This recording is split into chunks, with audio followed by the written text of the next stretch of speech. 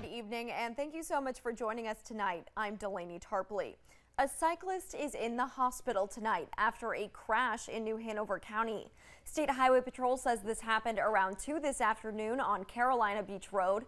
A trooper tells us an SUV was traveling north when a cyclist coming from Silva Terra Road pulled out in front of them.